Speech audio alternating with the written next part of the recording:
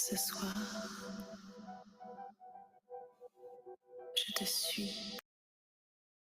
This seminar was supposed to be a mid-season review of Michel Foucault's Psychiatric Power, but unfortunately, due to circumstances beyond our control, we have decided to postpone our mid-season review until next week.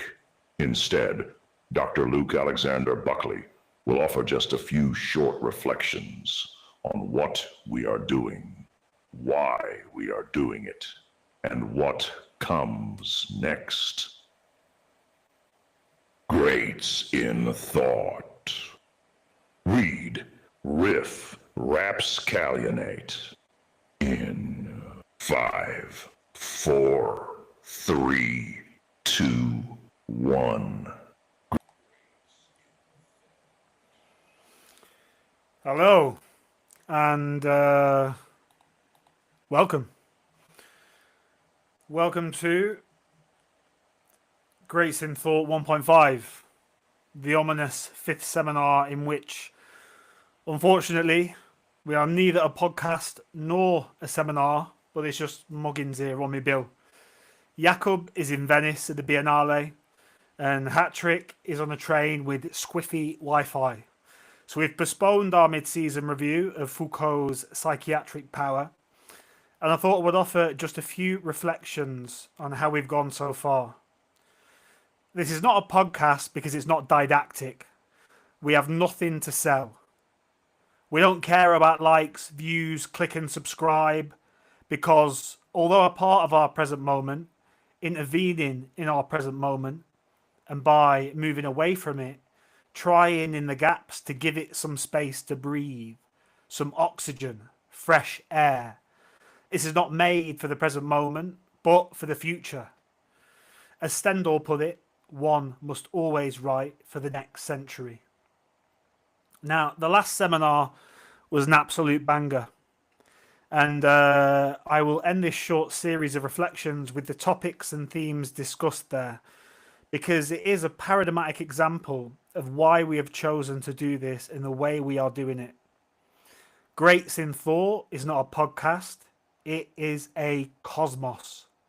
The reading, while short, is essential because we're not didactic.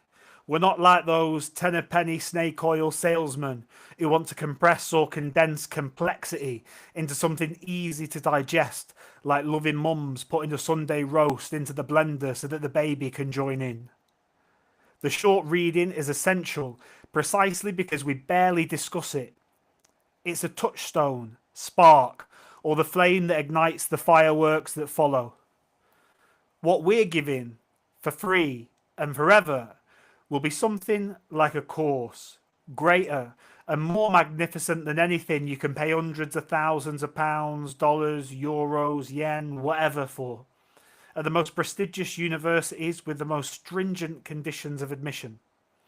Having spent 12 years as a prize-winning scholar at a few of them, it is not without a little authority that I can say to you that these seminars and exchanges are better than anything you could mortgage your house for. Once we are, if we ever could be, finished with Foucault, we will move on to Hobbes, Hume, Hegel, Marx, Heidegger, Baudrillard, Bataille, Shakespeare, and that's just in the next couple of years. Be it through YouTube, some other streaming platform, or even, if necessary, on the dark web, this series of seasons of seminars will remain forever available free for all.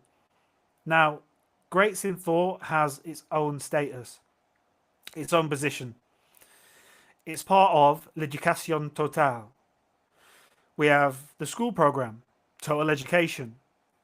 This summer, we'll be giving free public lectures on the long green grass of English public parks, called Lectures on the Lawn. We have unique forms of tuition and life coaching, a different kind of gravy, and engineering your life. Free learning materials, poetry performances, and lessons will come soon in reading the sublime. And shortly, we'll be flogging merch, Make Philosophy Great Again hats. But for now, in this moment, Every Tuesday, we're doing this. Greats in Thought, the dream of a Parisian seminar. It's the shining light through a partially open door to wisdom, knowledge, understanding. All you have to do is grab the handle and pull. Blinding the light may be at first sight. If you do the reading, listen to the seminars, we guarantee that with time, you will find your life enriched, your knowledge fattened, your understanding sweet, and words and wit dripping from your tongues. So we'll be back next week for our mid-season review of lectures 1 through 6 of Foucault's Psychiatric Power. This will be followed by an interlude in which we consider the work of Mary Douglas, Purity and Danger, before resuming our aventure amoureux with Foucault. So that's all I have to say really for this week. Sorry about the mess, continued confusion, technical problems. We're just kids with big ideas. What I will finish with is I'll simply read the chapters, what we talked about last week. Give you some time, space to think, maybe catch up on a bit of reading, and remind you that with just a few hours a week of commitment, a couple of hours reading, a couple of hours listening or participating, a whole universe of thought and understanding will open before you. So, last seminar, we began with another kind of introductory or preparatory section by me on how to read Foucault, A Beginner's Guide. Then, Borges, the parody of classification in Foucault's Les mots et les choses, the world and language in radical excess of taxonomy.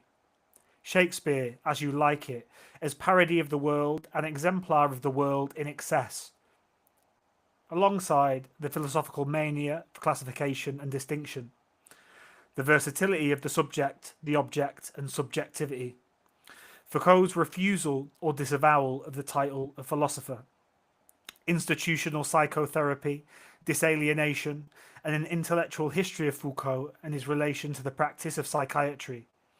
Some historical points regarding Foucault and his relation to Jacques Lacan and psychoanalysis.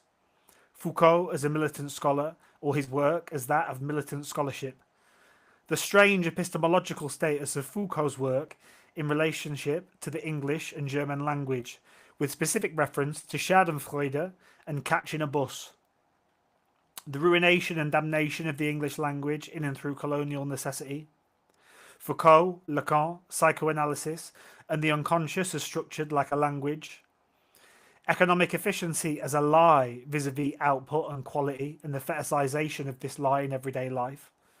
The lie of efficiency as dehumanization, and the ablution of intimacy, decency, pleasure, and dignity. Heartbreaking, tragic characters, and the figure of the Oxford University porter as Island in the River Styx.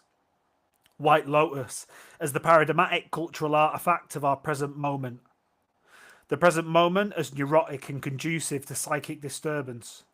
Foucault, the ordinary, classification, and the sovereignty of the non-moment in the context of being a parent or parenthood. Ceaseless surveillance as anticipatory power and punishment. The catastrophe as unnameable and the push as singularity. Foucault's lack of direct students or a coterie. Foucault, feminism, the trans movement, gender as performative and fluid, Judith Butler, Jacques Donzelot, and the policing of the family in the context of enclosure, criminology, and primary and secondary mechanisms of social control. The missing historical background of industrialization at this moment in the development of Foucault's thought in the lectures on psychiatric power. Industrialization, disciplinary power, the prison, the school, the workhouse, and the factory. The modern family, délicatesse, Louis Vuitton, and men and women as efficient workers. Disciplinary institutions, societies for moral reform, telos, industrial labour, and J.D. Rockefeller. The working class, feminism, masculinity. What happens to masculinity when the workshop floor becomes a call centre? Simulation as the cross that the psychiatric system must bear. the game of truth in psychiatric practice, and simulation as resistance through the hysterical disordering of the scientific cure. The real of simulating madness in Foucault. Simulating madness in order to be diagnosed. The structural necessity of madness for the operation of juridicial power and the system of justice, law and punishment. The psychiatric hospital and the school as maddening institutions conducive to legitimate madness. Mad King George III and the throwing of shit as madness simulation or a symptom of confinement. Foucault as comedian at leisure. Marvellous instruments. He's having a laugh. Finally, Georges Bataille and Foucault's rapture as excessive and sublime in respect of its object. That's one seminar. Just one. And as you can see, none of that directly relates to the reading that we've asked you to do. The reading, that's why we expect you to do it for yourself. You can only save yourself for yourself. And we're here to try and guide you along the way, to help you, to direct you to the great texts, the great works, to offer thoughts, reflections. But really our conversations are going to go everywhere. Maybe in the end, nowhere. So that's it for this week. Sorry for the mess up. And we will be back again next week for the mid-season review.